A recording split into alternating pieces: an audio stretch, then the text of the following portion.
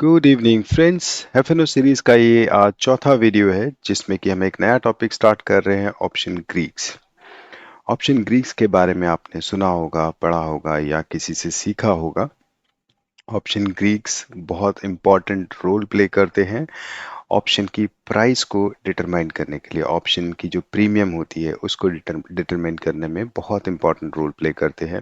बहुत लोगों को शायद नहीं पता है कि ऑप्शन की प्राइस कैसे डिसाइड होती है, कैसे मूव होती है, कब मूव होती है, कौन से फैक्टर्स उसको अफेक्ट करते हैं जिसकी वजह से वो मूव होती है। कई बार आपने सुना होगा लोगों को ये कहते हुए कि मैंने ऑप्शन जो कॉल ऑप्शन बाय किया है, निफ्टी तो ऊपर जा रहा है पर मेरा कॉल ऑप्शन की प्राइस नहीं बढ़ रही है। इस तरह की चीज़ें, क्योंकि उस आपको शायद उन लोगों को शायद ये नहीं पता होता है कि ऑप्शन की प्राइस कैसे मूव होती है, किन कारणों से मूव होती है। और इसका मतलब ये होता है कि उन्हें ऑप्शन ग्रीक्स के बारे में नहीं पता होता है। तो ऑप्शन ग्रीक्स वो फैक्टर्स हैं जो हमारी ऑप्शन के प्रीमियम की प्राइस को डिटरमाइन करते हैं, डिसाइड करते हैं, मूव करते हैं, अफेक्ट करते हैं। मोटा मोटा 5 तरह के ऑप्शन ग्रीक्स होते हैं। उनको एक वीडियो में कवर करना बहुत डिफिकल्ट है, बहुत हैवी भी हो जाएगा आप लोगों के लिए डाइजेस्ट करना अगर आपने इनके बारे में पहले से नहीं सुना है, पढ़ा है तो हम क्या करेंगे, धीरे धीरे कवर करेंगे। तो आज के वीडियो में हम थीटा को कवर करेंगे, जिसको थीटा डीके, टाइम वैल्यू कई नामों से जाना जाता है। फिर अगले वीडियोस में हम डेल्टा और गामा को कवर करेंगे, फिर वेगा और रो को भी कवर करेंगे। ठीक है। तो ऑप्शन की जो प्रीमियम की प्राइस होती है वो कैसे कैलकुलेट होती है, ये बात शायद बहुत लोगों को नहीं पता है और शायद पता होने की ज़रूरत भी नहीं है। बट एक बहुत ही कॉम्प्लेक्स सा फॉर्मूला है जिसका नाम है Black Scholes method. Black Scholes method ही वो फॉर्मूला है जो ऑप्शन की प्राइस को कैलकुलेट करता है। ये फिशर ब्लैक, जो हमारी जेंटलमैन है, Fischer Black and Myron Scholes, इन लोगों ने बनाया था और रॉबर्ट मर्टन ने भी इसमें कंट्रीब्यूट किया था। तो इसको कई कई बार ब्लैक शोल्स मर्टन मॉडल भी बोलते हैं। क्या आपको ये फॉर्मूला पता होना चाहिए, कि आपको पता होना चाहिए कि ये कैसे कैलकुलेशन हो रही है? इतनी खतरनाक वाली मैथ्स दिख रही है इसमें, तो क्या मुझे नहीं पता होगा तो मैं ऑप्शन में ट्रेड नहीं कर पाऊंगा? ऐसा नहीं है। ये अगर आप किसी एग्ज़ाम की तैयारी कर रहे हैं, सीएमटी या सीएफए में भी शायद होता होगा, अगर उसकी तैयारी करें तो आपके कोर्स में होगा और आपको ज़रूर पढ़ना पड़ेगा। या फिर अगर आप किसी कंपनी में इंटरव्यू देने जा रहे हैं नौकरी के लिए, जहाँ पे ऑप्शंस में ट्रेडिंग का रोल हो, तो हो सकता है वहाँ पे आपसे पूछ ले। बट अदरवाइज आम सिनेरियो में, आम लोगों के लिए, हमारे जैसे ट्रेडर्स के लिए, हमें इस बात से फ़र्क नहीं पड़ता कि इसका फॉर्मूला क्या है। हमें सिर्फ इस बात से फ़र्क पड़ता है कि वो उसको अफेक्ट क्या करता है, वो मूव कैसे होती है, कौन से फैक्टर्स हैं जिनकी वजह से वो मूव होती है और किस डायरेक्शन में ऑप्शन की प्रीमियम मूव होती है। वही हमारे लिए सबसे ज़्यादा इंपॉर्टेंट चीज़ है। जैसा कि आरएसआई का क्या फॉर्मूला है, इससे फ़र्क नहीं पड़ता। हमें हमें ये पता होना चाहिए कि आरएसआई को यूज़ कैसे करना है हमारी ट्रेडिंग के लिए। उसी तरह ब्लैक शोल्स मॉडल क्या है, वो फॉर्मूला क्या है, कैसे कैलकुलेट करता है, वो इतना इम्पोर्टेंट नहीं है हमारे लिए जानना। ठीक है। बट क्योंकि हम टॉपिक को एक नया टॉपिक स्टार्ट किया है, तो इसको कवर करने के लिए मैंने इसको यहाँ बताया। आपको भी जानने की ज़रूरत नहीं है और मुझे भी नहीं पता है। ठीक है। नीचे कुछ इनपुट्स हैं जो आपको हिंट देंगे कि एक्चुअली एक ऑप्शन की जो प्रीमियम की प्राइस होती है वो किन किन चीज़ों से मिलकर बनी होती है। तो कुछ चीज़ें आप नीचे देख रहे हो रिक्वायर्ड इनपुट्स में, कि एक करंट स्टॉक प्राइस क्या है, जिसको हम स्पॉट अंडरलाइन की प्राइस बोल सकते हैं या स्पॉट की प्राइस बोल सकते हैं। और आपने जो स्ट्राइक प्राइस सेलेक्ट की है वो एक इम्पॉर्टेंट रोल प्ले करती है। इंटरेस्ट रेट क्या है, जिसको हम रो को शायद लास्ट में कवर करेंगे। टाइम कितना बचा है एक्सपायरी से, बहुत इंपॉर्टेंट रोल प्ले करता है, and that is your theta, जो कि हम आज के टॉपिक में कवर करेंगे डिटेल में। और वोलेटिलिटी क्या है स्टॉक की, ठीक है, जिसको कि हम आगे कवर करेंगे। ओके, चलो तो शुरू करते हैं। आसानी से समझेंगे। पहले जैसे मैंने बताया, ऑप्शन की प्रीमियम की जो प्राइस है उस फॉर्मूले पे हम ध्यान नहीं देंगे। हम किन चीज़ों के थ्रू पढ़ेंगे वो है इंट्रिंसिक वैल्यू क्या है। एक ऑप्शन की प्रीमियम डिसाइड करने में एक बहुत बड़ा फैक्टर है इंट्रिंसिक वैल्यू का। लास्ट वीडियो जो हमने पार्ट 3 बनाया है ना, उसमें मैंने बहुत ही डिटेल में इंट्रिंसिक वैल्यू को डिस्कस किया है विद एग्जांपल्स, मल्टीपल एग्जांपल्स, कि किसी ऑप्शन की इंट्रिंसिक वैल्यू क्या होती है। ठीक है। वो स्लाइड मैं फिर से दिखा दूंगा, पूरे टॉपिक को फिर से कवर करने का कोई पॉइंट नहीं है। जिसने नहीं देखा है, डिस्क्रिप्शन में मैं लिंक दे दूंगा, ऊपर आई बटन पे कोशिश करूंगा लिंक देने की, नहीं तो एफ जो चैनल पे जाके एफएनओ की एक प्लेलिस्ट बनी है, वहाँ पे पार्ट 3 में आपको मिल जाएगा। डिटेल में डिस्कस किया है, फिर से डिस्कस करना मुझे नहीं लगता कि ठीक है। टाइम वैल्यू क्या होती है, उसकी वजह से भी ऑप्शन की प्रीमियम इम्पैक्ट होती है, उसको आज हम इस वीडियो में डिस्कस करेंगे। डेल्टा क्या होता है, गामा क्या होता है और वेगा क्या होता है, ये आगे वाले वीडियोस में डिस्कस करेंगे। लेकिन ये वो मोस्ट इम्पॉर्टेंट फैक्टर्स हैं जो आपकी ऑप्शन प्रीमियम की प्राइस को इम्पैक्ट करते हैं, और हमें इनके बारे में ज़रूर पता होना चाहिए कि ये क्या है और ये कब कैसे हमारी प्रीमियम की प्राइस को अफेक्ट करते हैं। ठीक है। इंट्रांसिक वैल्यू, जो कि हमने पिछले वीडियो में बहुत डिटेल में समझा था, ये एक टेबल भी हमने बनाई थी, मैं फिर से डिटेल में डिस्कस नहीं करूंगा। लेकिन जिन लोगों के पास समय की बेहद कमी रहती है कि कौन फिर से वीडियो देखेगा, जल्दी से बता दो, उनके लिए स्लाइड मैंने दिखा दी है। ऑप्शन जो इंट्रांसिक वैल्यू है, वो अगर एक कॉल ऑप्शन हमने बाय किया है तो spot price minus strike price होगी, ये हमेशा एक पॉजिटिव वैल्यू होती है। और जब ये नेगेटिव हो जाती है तो वो इसको ज़ीरो मानते हैं। ऑप्शन जो इंट्रिंसिक वैल्यू है नेगेटिव नहीं हो सकती ना। मैंने आपको 5 रुपए के कॉइन का एक एग्जांपल देके समझाया था लास्ट वीडियो में। इसी तरह पुट ऑप्शन में strike price minus spot price होती है इंट्रिंसिक वैल्यू, और अगर नेगेटिव हो जाएगी तो उसको ज़ीरो कंसिडर करेंगे। ज़रूर देखना पिछला वीडियो पूरी तरह समझने के लिए। मनीनेस क्या होती है, आपका ऑप्शन कब इन द मनी है, कब उसमें पैसा है, कब पैसा नहीं है। ठीक है। तो इंट्रिंसिक वैल्यू आपकी प्रीमियम की प्राइस को बिल्कुल डिटरमाइन करती है, क्योंकि वही आपको बताती है कि आप इन द मनी हैं कि नहीं हैं। At the time of expiry अगर आप इन द मनी नहीं हैं तो आपकी ऑप्शन की प्राइस ज़ीरो हो जाएगी। लेकिन अगर at the time of expiry आप इन द मनी हैं, यानी कि आपकी इंट्रिंसिक वैल्यू है, प्रीमियम कुछ बची है, तो आपका ऑप्शन की वैल्यू ज़ीरो नहीं होगी। ठीक है।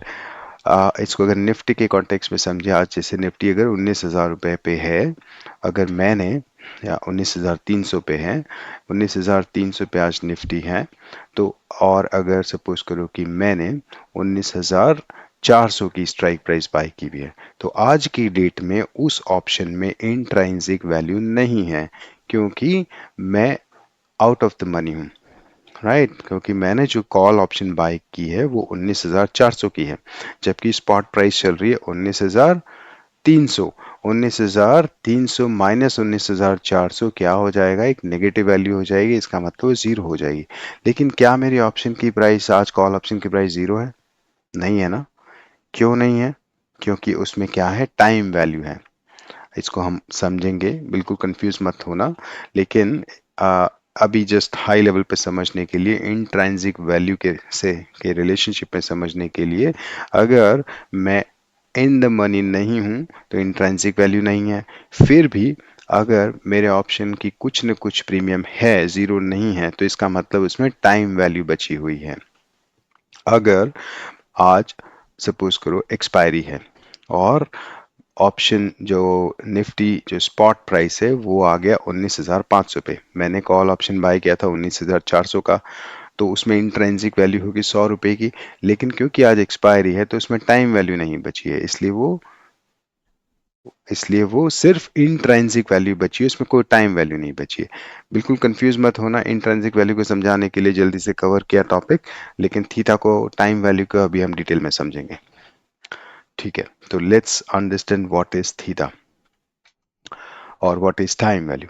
अगर मैं आपसे ये पूछूं, निफ्टी स्पॉट अभी 19,310 के अराउंड शायद चल रहा है, 19,300 को एटीएम मान लेते हैं, तो 19,300 का निफ्टी स्पॉट चल रहा है, और मैं आपसे पूछूं कि क्या निफ्टी 20,000 जा सकता है, तो आप क्या पूछोगे मुझसे कि कब तक? राइट आपका क्वेश्चन क्या होगा कि कब तक जा सकता है, मतलब वैसे तो अगर आप बोलोगे 10 साल बाद तो डेफिनेटली जा सकता है।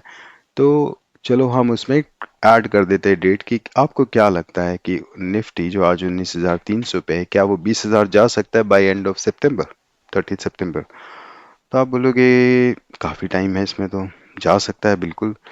लगता है ना, मतलब इट्स हाईली लाइकली कि इतना जा सकता है। तो क्या चांसेस है? वेरी हाई चांसेस है, क्योंकि अभी लगभग 1.5 महीना बचा है। ठीक है, लेकिन अगर मैं आपसे पूछूं, क्या निफ्टी जो आज 19,300 पे है, 20,000 जा सकता है बाय मिड ऑफ सितंबर? 1 महीना पड़ा है, 700 पॉइंट है, जा सकता है। इट्स लाइकली, चांसेस हैं, बिल्कुल जा सकता है, क्यों नहीं जा सकता, बहुत समय है। वहां पे रुकेगा कि रुकेगा रुकेगा वो नहीं पूछ रहा मैं, जैसे पूछ रहा हूँ कि क्या जा सकता है। अगर मैं आपसे पूछूं कि निफ्टी जो आज 19,300 पे है, क्या वो 20,000 जा सकता है बाय एंड ऑफ अगस्त? आप बोलोगे आज क्या हो गया, 20 अगस्त, 19th या 20th हो गई है। तो आप बोलोगे कि कल छुट्टी है, हो दो एक वीकेंड और आएगा। 700 पॉइंट थोड़ा मुश्किल है, क्योंकि 19,500 से 200 नीचे गिरा है, शायद लो है, थोड़े चांसेस क्या है, लो हैं। ठीक है, लेकिन अगर मैं आपसे ये पूछूं कि क्या कल संडे है, परसों मंडे होगा, क्या ट्यूसडे तक जा सकता है ना, 22 अगस्त तक जा सकता है? क्या बोलोगे? 700 पॉइंट एक दिन में, मतलब Monday is the trading day, उसके बाद क्या ट्यूसडे तक, 2 दिन में जा पाएगा? बोलोगे नहीं, इतना तो लगता नहीं, इतनी जल्दी जा पाएगा। ये जो भी मैंने पूछा आपसे, और जो भी ये कैलकुलेशन हमने जो चांसेस निकाले, जो प्रोबेबिलिटी निकाली, ये जब हम कैलकुलेट कर रहे थे ना प्रोबेबिलिटी, हमारे दिमाग में एक चीज चल रही थी, और वो क्या चीज थी? वो थी टाइम। हमारे दिमाग में टाइम, हम बार बार कैलकुलेट कर रहे थे कि कितना टाइम बचा है निफ्टी को 20,000 जाने के लिए। हम जब प्रोबेबिलिटी डिसाइड कर रहे थे, तो हमारे दिमाग में एक फैक्टर चल रहा था, टाइम, और उसी को हम बोलते हैं टाइम वैल्यू। जैसे जैसे हम टाइम को कम करते चले गए, यानी कि 30 सितंबर से मैं 22 अगस्त तक आपको ले आया, आपकी प्रोबेबिलिटी भी गिरती चली जाती है, क्योंकि टाइम गिर कम होता चले जा रहा है। और एग्जैक्टली इसी चीज को बोलते हैं टाइम का डीके होना। ठीक है, क्या मतलब हुआ कि अगर आज मैं नेक्स्ट मंथ की मंथली एक्सपायरी 30 सितंबर वाली जो लास्ट थर्सडे वाली एक्सपायरी की कोई कॉल कॉल ऑप्शन बाय करूं, तो मुझे टाइम की वजह से मुझे लगता है कि जा सकती है, राइट। और इसी टाइम वाले फैक्टर को हम बोलते हैं थीटा। थोड़ा सा और डिटेल में समझेंगे, जैसे जैसे टाइम कम होता चला जाता है, मुझे प्रोबेबिलिटी कम होती, मेरे वहां जाने की प्रोबेबिलिटी कम होती चली जाती है। और क्यों? उसी तरह जैसे जैसे टाइम खत्म होता जाता है, आपके प्रीमियम की प्राइस को थीटा खाता रहता है, धीरे धीरे कम करते चले जाता है प्रोबेबिलिटी को। ठीक है, ये बहुत आसान भाषा में समझाने की कोशिश की है, लेकिन फिर भी नहीं समझ आए तो शायद नेक्स्ट स्लाइड पे समझ आ जाएगा। तो थीटा होता क्या है? बाय डेफिनेशन थीटा क्या चीज है? थीटा हमारे उसमें टाइम डीके को बताता है कि जितना ज्यादा टाइम बचा है, उतना ज्यादा थीटा की वैल्यू होगी, यानी कि टाइम की वैल्यू होगी, राइट। जित जैसे जैसे टाइम कम होता चला जाएगा, थीटा कम होता चला जाएगा। तो जब मेरी ऑप्शन की प्राइस जो है, जो डिसाइड होती है, वो दो चीजों से बन रही है यहाँ पे। क्या इंट्रिंसिक वैल्यू है उसमें, प्रीमियम में, और कितना टाइम बचा है। दो चीजें हैं, मोटी मोटी दो चीजें यहाँ पे यूज हो रही है। इंट्रिंसिक वैल्यू मैंने समझा, लेकिन अगर मान लो इंट्रिंसिक वैल्यू या जो स्ट्राइक प्राइस है, जो स्पॉट प्राइस है, वो सब सेम रहे, या वो जीरो भी हो जाए, तो टाइम वैल्यू की वजह से प्रीमियम जीरो नहीं होगी। मैं आपको एक एग्जांपल देता हूँ। सपोज करो कि आज है निफ्टी 19,300 पे, मंडे को मार्केट खुला और निफ्टी आ जाता है 15,000। हाइपोथेटिकली मान लेते हैं निफ्टी आ जाता है 15,000। अगर मेरे कॉल ऑप्शन की प्राइस जो कि 19,400 की थी, वो 80 रुपया है या 50 रुपया है, तो आपको क्या लगता है, क्या वो जीरो हो जाएगी? अगर मैंने मंथली कॉल ऑप्शन बाय किया हुआ है और निफ्टी गिर के 15,000 आ जाता, 19,300 से सीधा 15,000, तो क्या मेरी कॉल ऑप्शन की वैल्यू जीरो हो जाएगी? नहीं होगी। मेरी इंट्रांसिक वैल्यू तो जीरो है, लेकिन मेरी कॉल ऑप्शन में अभी टाइम वैल्यू बची है, तो मेरी कॉल ऑप्शन कभी भी जीरो नहीं हो सकती, चाहे निफ्टी जीरो हो जाए, क्योंकि उसमें क्या बचा है, टाइम वैल्यू बची है। लेकिन ये टाइम वैल्यू जैसे जैसे मैं एक्सपायरी के पास जाता रहूंगा, वो गिरती चली जाएगी, और ये इनएविटेबल है, इसको कोई रोक नहीं सकता, इसको कोई अवॉइड नहीं कर सकता है। तो आपके दिमाग में क्वेश्चन आ रहा होगा कि तो ठीक है कहाँ थीटा, दिखता कैसे है, कहाँ पे देखना है, तो हम उसको जरा देखने की कोशिश करते हैं। ये हमारी एफएनओ सीरीज है। अगर आपने part one, part two, part three नहीं देखा है तो जरूर देखना है। इसमें मैंने इंट्रिंसिक वैल्यू को डिस्कस किया है डिटेल में। सेंसिबल अब जीरोधा यूजर्स के लिए फ्री हो गया है, तो आप भी यहाँ पे आकर फ्री में ऑप्शन चेन देख सकते हैं। अगर मैं यहाँ पे जाऊं और ऑप्शन चेन खोलूं, ये निफ्टी है, निफ्टी है 24 अगस्त का। यहाँ पे मैं ग्रीक्स व्यू देख सकता हूँ। ग्रीक्स व्यू में आपको यहाँ पे गामा, वेगा, थीटा, डेल्टा दिखाई देगा। ठीक है, ये आपकी लास्ट ट्रेडेड प्राइस है। This is your spot price 19,300। अभी हमारा एटीएम है, तो जिसकी की कॉल ऑप्शन इस वक्त 81.55 की मिल रही है। इसमें थीटा है -7। थीटा क्यों माइनस में है? क्योंकि ये हमारी प्रीमियम में से घटता रहता है, प्रीमियम को गलाता रहता है, प्रीमियम को डीके करता रहता है। ठीक है, -7 का क्या मतलब है? ये एक नेगेटिव वैल्यू है, ये तो आपको समझ आ गया। वैसे होती पॉजिटिव है, लेकिन क्योंकि ये डिडक्ट घटती रहती है इसमें से, इसलिए इसको यहाँ पे माइनस करके लिखा जाता है।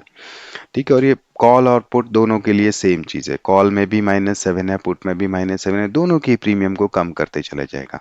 -7 को कैसे इंटरप्रेट करते?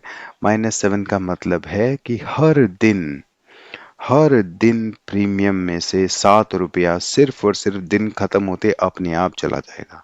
मेरे कहने का मतलब ये है कि अगर मान लो आपने 19,300 का स्ट्राइक प्राइस का कॉल ऑप्शन लिया हुआ है या पुट ऑप्शन लिया हुआ है, अगले दिन मंडे को अगर मार्केट खुलता है और जहां पे भी खुलता है, अगर 19,300 पे ही बंद हो जाए, राइट, 19,300 से 19,300 पे ही बंद हो जाए, तो मेरा प्रीमियम एक्चुअली बढ़ना तो नहीं चाहिए, लेकिन घटना भी नहीं चाहिए, क्योंकि प्राइस तो कहीं नहीं गई। लेकिन मेरा प्रीमियम 14 पॉइंट से घट जाएगा। क्यों घट जाएगा? कल का संडे का और मंडे का पूरे दिन का, 2 दिन का 7-7 रुपया कम हो जाएगा।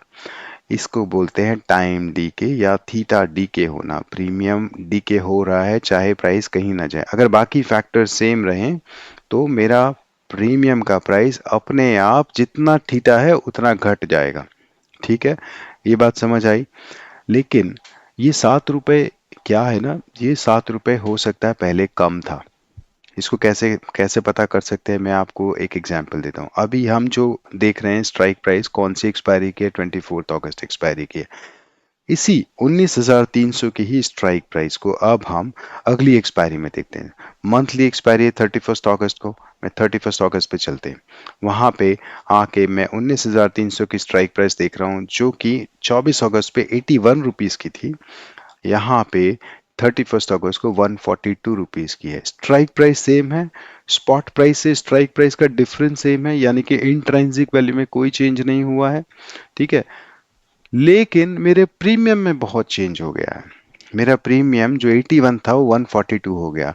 इंट्रांसिक value is still same. Try to understand. 19,300 पे आज 19,310 का स्ट्राइक प्राइस है, 19,300 स्पॉट प्राइस है, सॉरी 19,310 स्पॉट प्राइस है। 19,300 का स्ट्राइक प्राइस में इंट्रांसिक वैल्यू हमेशा जीरो ही रहेगी, जो -10 चल रही है आपकी। लेकिन फिर भी मेरा प्रीमियम जो है ना, जैसे ही टाइम बढ़ा वो 181 से 142 हो गया, क्योंकि इसमें क्या जुड़ गया है? थीटा जुड़ गया है। क्योंकि अब मेरे पास टाइम वैल्यू ज्यादा है, तो मेरा डी के भी जो -7 था, अब वो माइनस क्या हो गया? -5 हो गया है। आपको बात समझ आ रही है कितना आसान है थीटा को कैलकुलेट करना, थीटा को देखना और समझना कि मेरे प्रीमियम में अगर आज मैंने अपना सौदा नहीं काटा, तो आज चाहे कुछ भी प्रीमियम पे मार्केट क्लोज हो, अगले दिन मुझे -5 पे ही खुल के मिलेगा, क्योंकि आज का थीटा मेरा -5 गलेगा ही गलेगा। गलना मतलब मेल्ट हो जाना भी बोलते हैं, प्रीमियम का गलना बोलते हैं, और वो सिर्फ थीटा की वजह से होता है। अगर मैं, जो अभी ये 142 है, मैं सपोज करो अगले महीने की स्ट्राइक प्राइस यहाँ चला जाता हूँ, अगला महीना 28 सितंबर, मंथली एक्सपायरी नेक्स्ट मंथ की, अब मेरे पास एक महीना, लगभग 1.5 महीना हो गया, तो मतलब मेरी टाइम वैल्यू बहुत ज़्यादा बढ़ गई। अगर मैं सेम स्ट्राइक प्राइस को 19,300 की स्ट्राइक प्राइस को अगले महीने पे देखूं तो मेरा प्रीमियम है 337 रुपए का, 337 rupees, whereas the intrinsic value has not change the bit. Same strike price है, सेम स्पॉट प्राइस है, लेकिन अगर आप प्रीमियम देखोगे तो वो 337 रुपया हो गया है, 142 से बढ़ के, क्योंकि एक महीने की इसमें क्या आ गई है, टाइम वैल्यू आ गई है। क्लियर हुआ कॉन्सेप्ट? इसी तरह अगर आप यहाँ देखो, क्योंकि अब मैं बहुत दूर चला गया हूँ तो मेरा डी के भी कम होगा। अगर आपको मैं बोलूँ कि सपोज करो आपको, हमने एक रीबाउंड का वीडियो देखा था ना, मैंने एक रीबाउंड करके वीडियो बनाया था कि जब प्राइस बहुत तेजी से ऊपर जाए और ऊपर से एक मुझे बेरिश कैंडलस्टिक पैटर्न मिल जाए, यानी कि इन्वर्टेड हैमर मिल जाए या कोई डार्क क्लाउड कवर मिल जाए, और फिर उसका लो भी टूट जाए। अगर ये मुझे वीकली चार्ट पे मिले, सोचो क्या मेरी अंदर हिम्मत है कि मैं एक पुट ऑप्शन बाय कर लूं? मेरे अंदर हिम्मत होगी नहीं, क्योंकि मुझे पता है मैं जनरली क्या करूंगा, मैं सेम एक्सपायरी, जो सेम वीकली एक्सपायरी है ना, उसी का पुट ऑप्शन बाय करूंगा। अगर ये एक वीकली चार्ट है निफ्टी का तो इट्स वेरी अनलाइकली कि वो इतनी जल्दी गिर जाएगा, राइट? तो मेरा पुट जो है उसमें थीटा डीके की वजह से वो एक्सपायरी 2-3 दिन बाद जो एक्सपायरी होगी उसमें जीरो हो जाएगा। तो आइडियली अगर मुझे वीकली चार्ट पे ऐसा दिख रहा हो तो मुझे क्या करना चाहिए, मुझे अगले महीने या उसके अगले महीने का पुट ऑप्शन बाय करना चाहिए। आ रही बात समझ में? क्योंकि मुझे ये तो पता है गिरेगा, हालांकि मैं ऐसा करने को नहीं बोल रहा हूँ, मैं सिर्फ कॉन्सेप्ट को समझाने की बोल रहा हूँ। अगर मैं आपकी जगह होता तो मैं कॉल सेल करता, बाय नहीं करता, और अदर स्प्रेड बनाता, क्योंकि बहुत ज़्यादा टाइम है इसमें। ठीक है, तो मैं एक क्रेडिट स्प्रेड बनाता, जिसको हम आगे आने वाले वीडियोस में सीखेंगे। बस कॉन्सेप्ट को समझाने के लिए मैं आपको जो बताना चाह रहा हूँ कि क्योंकि मैं अगर वीकली एक्सपायरी बाय करूंगा ना, तो मेरा थीटा जो है वो 2-3 दिन में ख़त्म कर देगा प्रीमियम को। तो क्योंकि वो -7 है ना, हर दिन 7-7 से गिरेगा, तो मुझे आइडियली बहुत आगे की जाके एक्सपायरी बाय करनी चाहिए। कहाँ की? और आगे चले जाओ, मैं सपोज करो अक्टूबर में चला जाता हूँ, है ना, 19,300 की स्ट्राइक प्राइस 500 पे मिल रही है, लुक एट द थीटा, यानी कि हर दिन में सिर्फ 3 रुपया गिरेगा। मुझे थीटा की वजह से लॉस ज्यादा नहीं होगा, 2 रुपया 80 पैसा गिरेगा, तीन भी नहीं, टू बी प्रिसाइज 2 रुपया 80 पैसा गिरेगा। लेकिन क्योंकि मुझे एक बेरिश कैंडलस्टिक पैटर्न मिला है, may be with bearish RSI divergence के साथ मिला हो, प्राइस तो नीचे आएगा, निफ्टी तो नीचे आएगा, लेकिन टाइम लेगा, और मैं टाइम डीके की वजह से मरना नहीं चाहता हूँ। तो मैं क्या करूँगा, मैं एक ग्लेशियर ऑप्शन खरीदूंगा। इसको हम बोलते हैं ग्लेशियर ऑप्शन। क्यों ग्लेशियर ऑप्शन? क्योंकि इसमें जो थीटा है वो गलता नहीं है, जैसे ग्लेशियर में बर्फ गलती नहीं है ना, बहुत जल्दी नहीं गलती, कई कई महीनों तक बर्फ वैसी ही रहती है, कितनी भी सनलाइट गिर जाए उस पे। इसलिए उसी तरह इसको ग्लेशियर ऑप्शन क्यों बोलते हैं, क्योंकि इसमें थीटा नहीं गलता है, थीटा बहुत धीरे धीरे गलता है। तो अगर मेरे पास एक बहुत ही स्ट्रॉन्ग बेरिश सिग्नल है या बहुत ही स्ट्रॉन्ग बुलिश सिग्नल है, लेकिन एक बड़े टाइम फ्रेम पे है, तो I should rather look for a glacier option buying. ठीक है, जो कि जिसमें मुझे थीटा की वजह से लॉस ना हो। तो मैं उम्मीद कर रहा हूँ आपको ये छोटा सा बेसिक कॉन्सेप्ट समझ आया होगा कि थीटा क्या होता है और ये किस तरह से टाइम डी के हमारी प्रीमियम को मारता है। जैसे आपने देखा ना, हम वीकली एक्सपायरी देख रहे थे तो थीटा था -7, जिसका मतलब है कि हर दिन चाहे कुछ भी हो जाए बाकी फैक्टर्स में, प्रीमियम 7 रुपए से तो गिर ही जानी है। ठीक है, इनएविटेबल है, इसको कोई रोक नहीं सकता, चाहे आपका निफ्टी कितना भी ऊपर चला जाए। सपोज करो निफ्टी आज आपने स्ट्राइक प्राइस 19,300 का बाय किया था, मंडे को निफ्टी 19,500 पे क्लोज हो जाता है, तो प्रीमियम की प्राइस तो ऊपर जाएगी। सपोज करो जो 81 की प्रीमियम प्राइस है वो 200 चली गई है, लेकिन वो जो 200 है उसमें से at the end of the day -7 हो जाएगा, थीटा डीके की वजह से, टाइम डीके की वजह से। तो आपने समझा, it's inevitable decline in the price of option premium due to time decay, वो होके ही रहेगा चाहे प्रीमियम कहीं चली जाए या प्राइस कहीं चली जाए। It is a negative number that suggest the decline of premium every day, जैसा भी हमने देखा वहां पे -7 था, और ये बताता है कि हर दिन प्रीमियम कितना गिरेगा, ये हमें ये बताता है। हर ऑप्शन प्राइस पे, हर एक्सपायरी पे एप्लीकेबल है, चाहे आप वीकली ऑप्शन खरीदो, चाहे कॉल खरीदो या पुट खरीदो या सेल करो, जो भी है, वो हमेशा ही थीटा वहां पे आएगा, right? Theta is the part of that Black Scholes formula. तो theta will definitely affect impact your option price. किसी भी एक्सपायरी का खरीदो, वीकली का खरीदो, मंथली का खरीदो, ठीक है, कोई सा भी ऑप्शन खरीदो, किसी भी इंस्ट्रूमेंट का खरीदो, कमोडिटी का, क्रूड ऑयल का ऑप्शन खरीदो, थीटा विल बी देयर और थीटा डी के will impact your premium price.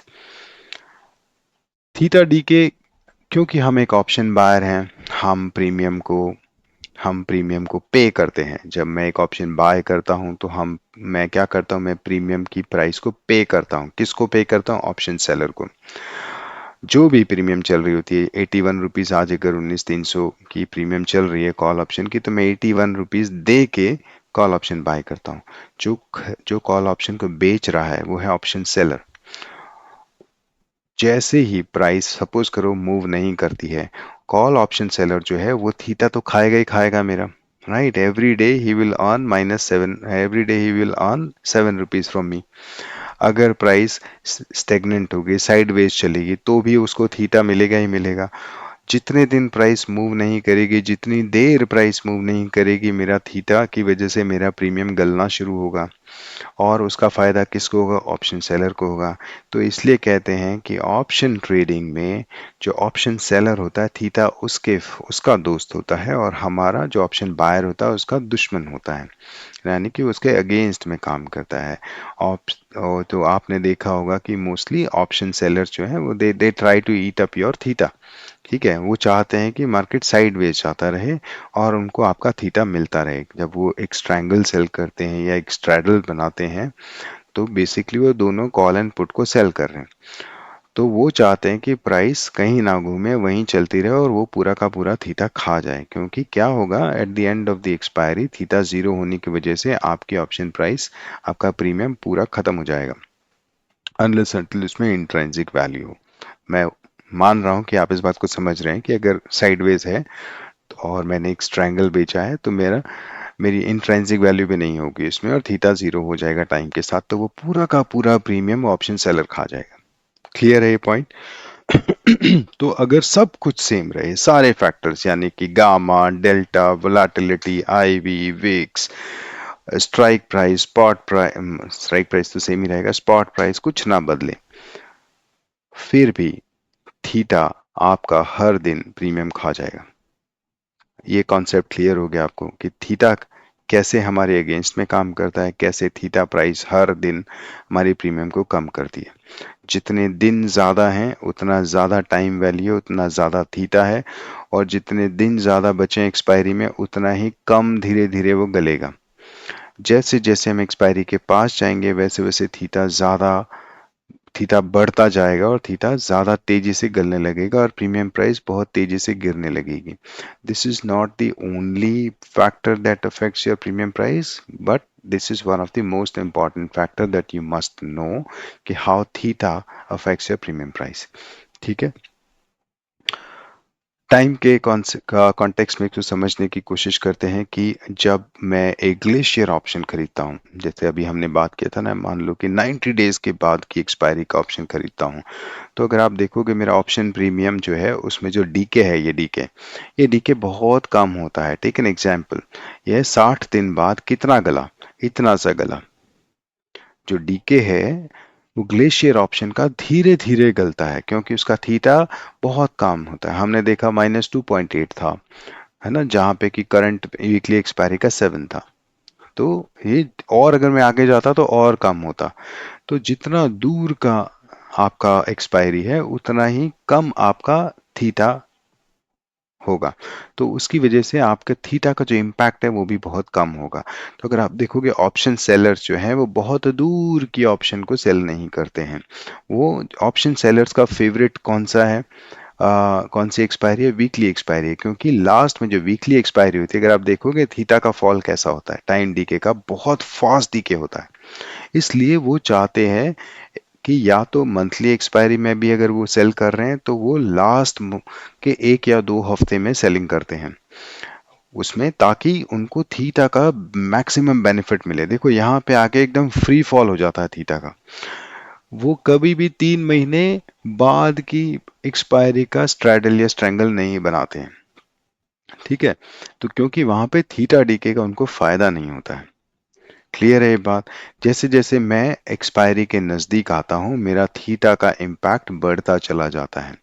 आपको ये बात क्लियर हो रही है? जब मैं लास्ट में आ जाता हूँ, लास्ट में सपोज करो वीकली एक्सपायरी है या मंथली एक्सपायरी के लास्ट के 2 वीक में आ जाता हूँ या लास्ट के वीक तक पहुंच जाता हूँ, तो वहां पे मेरा थीटा एवरी डे बहुत ज्यादा गिरेगा। जैसे अभी हमने एग्जांपल देखा -7। जैसे जैसे मैं और नज़दीक जाऊंगा मंथली एक्सपायरी के, वो और बढ़ता चला जाएगा, या वीकली एक्सपायरी के।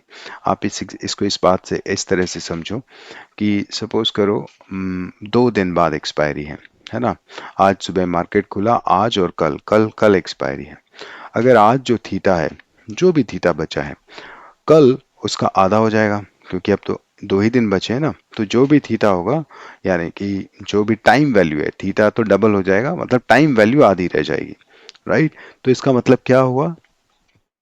लास्ट के दिन, पिछले एक दिन से थीटा जो है डबल हो जाएगा। यानी कि जो -7 है वो -14 हो जाएगा। इतना तो शायद आपका प्रीमियम ना बढ़े जितना कि थीटा उसको खा जाएगा। इसलिए जो ऑप्शन सेलर्स हैं वो क्या प्रेफर करते हैं कि वो जब एक्सपायरी के बहुत नज़दीक हो ना, वहां जाके ऑप्शन को सेल करें। मैं ये तो अभी सेबी ने बंद कर दिया है, एनएससी सेबी ने बंद कर दिया है। बहुत ही ज़्यादा प्रीमियम बढ़ा दिया, बंद नहीं किया, लेकिन लास्ट वीक में जो स्टॉक ऑप्शंस होते हैं ना, उसमें प्रीमियम को बढ़ा दिया ताकि रिटेल ट्रेडर्स वहां के ट्रैप ना हो, क्योंकि रिटेल ट्रेडर्स को ये बातें पता ही नहीं होती हैं। रिटेल ट्रेडर लास्ट मंथ तक भी क्या करता है, स्टॉक ऑप्शंस में ट्रेडिंग करता रहता है और फिर सोचता है कि अरे मेरा स्टॉक तो भाग गया ऊपर 10 रुपए से, लेकिन मेरा प्रीमियम जो है वो तो आधा ही रह गया, ऊपर जाने के बजाय नीचे आ रहा है, क्योंकि उनको सब पता ही नहीं होता। वहां पे थीटा डी के लास्ट में बहुत ज्यादा फास्ट काम कर रहा होता है और आपकी प्रीमियम बहुत जल्दी गिर रही होती है। अगर उससे ज़्यादा तेज़ी से अगर स्पॉट की प्राइस नहीं बढ़ रही है, तो इवन स्पॉट प्राइस बढ़ने के बाद भी आपका प्रीमियम नीचे जाता रहेगा। ठीक है, ये बात क्लियर हो रही है आपको? क्योंकि यहाँ पे क्या, जैसे मैंने एग्जांपल दिया 2 दिन का, आज अगर सपोज करो वेंसडे है और कल थर्सडे है, कल वीकली एक्सपायरी है, और अगर आज थीटा -10 है तो कल -20 होगा, क्योंकि टाइम वैल्यू आधी रह जाएगी। तो सोचो 50% से, यहाँ पे जो गिर रहा था ना 10-10, 20-20, 30-30% से, वो लास्ट में आते आते 50% से डीके होगा। ठीक है, थोड़ा और एक दो बार वापस आगे पीछे करके देखोगे तो आई एम श्योर ये बहुत आसान कॉन्सेप्ट है। ऑप्शन ग्रीक्स में शायद सबसे आसान ग्रीक यही है। आ, नहीं समझ आया तो फिर से देखो, और मुझे ईमेल लिख सकते हो, मुझे कमेंट में मैसेज करके पूछ सकते हो। I try my best to answer, और दूसरे कोई वीडियोस देख सकते हो। But this is all about theta. मुझे लगता है काफ़ी मुश्किल नहीं है ये। ठीक है गाइस, तो नेक्स्ट वीडियो में हम डेल्टा और गामा को डिस्कस करेंगे, which are the most most important Greeks for option buyers and option traders. ठीक है, तो आज के लिए इतना ही दोस्त, थैंक यू वेरी मच।